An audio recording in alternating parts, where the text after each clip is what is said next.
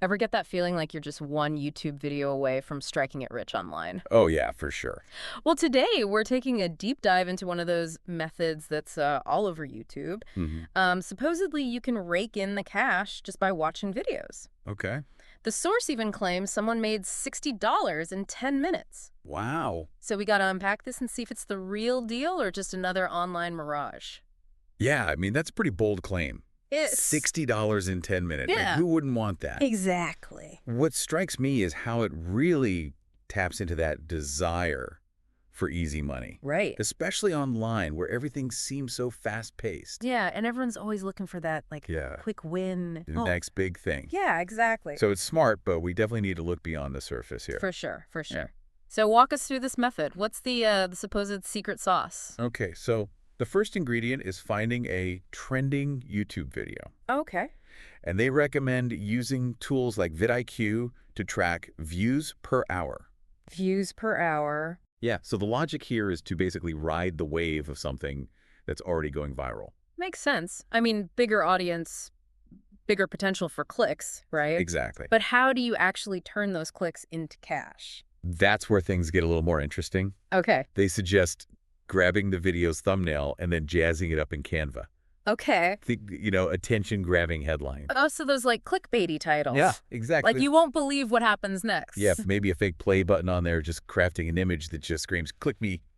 Gotcha. Yeah. So it's all about creating that irresistible urge to see what's behind the curtain. Right. But on Pinterest. Exactly. Pinterest is highly visual, Yeah. so a captivating image can really stand out. Okay. Then you link that image to a shortened URL using a service called shrinkme.io.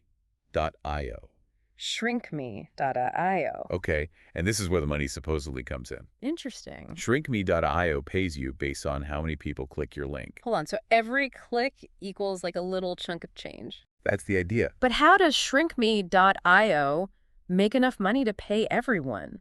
Right. That's a very valid question. That's where my skepticism kicks in. Yeah, and that's where we need to start digging a little deeper. Okay.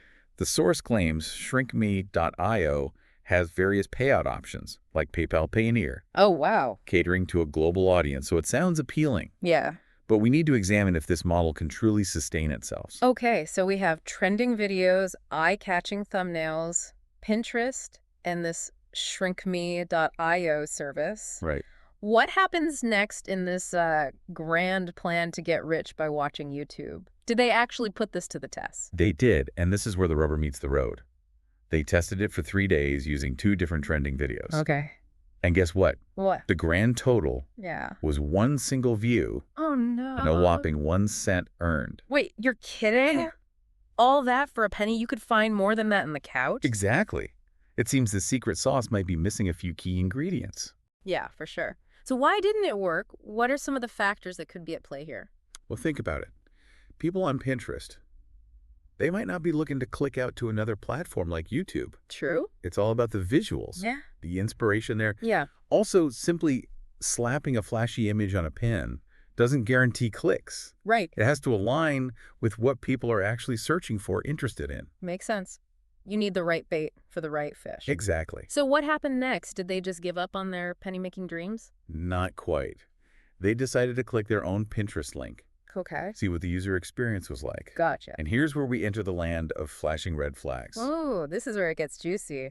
Tell me they weren't just sent straight to the YouTube video. Oh, they were not. What? Instead, they got hit with a barrage of ads, pop-ups, redirects. You're kidding? Imagine clicking a link expecting a cute cat video, Yeah. and instead getting trapped in a digital maze Oh my gosh. of lose weight fast and make millions from home ads. Oof, the worst. Not quite the seamless experience they were promising. That sounds incredibly frustrating. And a little bit shady, if I'm being honest. No wonder they only got 1 view. Right. Who would stick around after that? It's a classic bait-and-switch tactic. Totally. You promise one thing, a trending YouTube video, Yeah. but deliver something entirely different.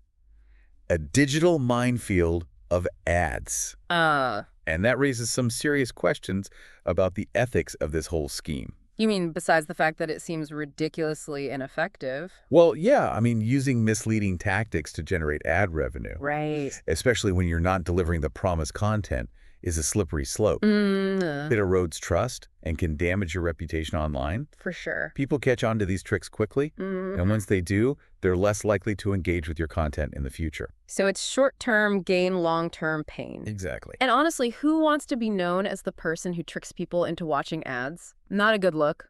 Not a good look. Not a recipe for building a loyal following. Exactly. It's about building a genuine presence online, Right. not just chasing quick clicks and pennies. I like that. And that brings us back to the source video's conclusion.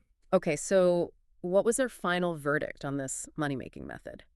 To their credit, they acknowledged it was a bust. Okay, good. They admitted it wasn't worth the time and effort for such measly earnings, Oh.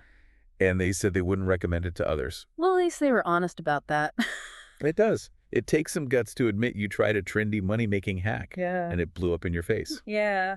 However, they did mention that others might have more success, Oh, really? highlighting how individual experiences can vary. So there's a glimmer of hope for those still dreaming of getting rich by clicking on Pinterest links. Perhaps. Mm-hmm. But I think the real takeaway here is that sustainable success online comes from building trust and providing value. Yeah. These quick fix schemes, Right. even if they work temporarily, rarely lead to long-term success. It's like trying to build a house on a foundation of sand. Sure, it might stand for a while, but eventually it's going to crumble. Exactly. And when it comes to building an online presence, you want a foundation of steel, not sand. So what does this all mean for our listener? If they're thinking about dabbling in this YouTube watching for cash scheme, should they just abandon ship now? Yeah, I think at this point it's safe to say that chasing pennies through shady tactics isn't the best way to build a sustainable online presence. Yeah, I think that's a pretty safe bet. But I'm curious, what's the bigger takeaway here for our listeners? What can they learn from this deep dive beyond just avoiding this specific method? You know, I think it really boils down to a simple truth. Sustainable success online requires a different mindset. Got it. Instead of always looking for shortcuts, easy money, focus on building genuine value. Okay, so what does that look like, practically speaking? Well, ask yourself, what unique skills or knowledge do you have to offer? What problems can you solve for others? So it's about shifting the focus from how can I make a quick buck to how can I create something meaningful, valuable that others will appreciate? Exactly. And that takes time, effort, and a willingness to learn, adapt. There's no magic formula or overnight success story. It's like building a garden, right? Yeah. You got to prepare the soil, plant the seeds, water them consistently, and be patient. Love that analogy. You can't just sprinkle some magic fairy dust and expect a bountiful harvest overnight. Yeah, no magic fairy dust here. So if our listener is feeling a little discouraged after seeing this get-rich-quick scheme debunked, what advice would you give them? Where should they start if they're serious about building a legitimate online presence? First, I'd say don't get disheartened. Mm. It's easy to fall for those flashy promises, but remember, slow and steady wins the race. Right. Start by identifying your strengths, your passions. What are you good at? What do you enjoy doing? Then explore ways to leverage those skills, interest in the online world. And don't be afraid to experiment. Oh, absolutely. Try different platforms, connect with others in your niche, and constantly learn, grow. Yeah, it's a journey, not a destination. Exactly. And remember, building a genuine online presence takes time. Be patient, persistent, and always prioritize providing value to your audience. Couldn't agree more. That's the foundation of lasting success. Well said. So as we wrap up this deep dive, let's leave our listeners with this. The online world is full of opportunities, but it's also full of distractions, misleading promises. Oh, yeah, for sure. Stay focused on your goals, build something meaningful, and never underestimate the power of hard work, genuine value creation. And remember, the journey itself is often the most rewarding part. So embrace the challenges, learn from your mistakes, and keep growing. I love that. Thanks for joining us on this deep dive, and until next time, stay curious, stay informed, and keep exploring.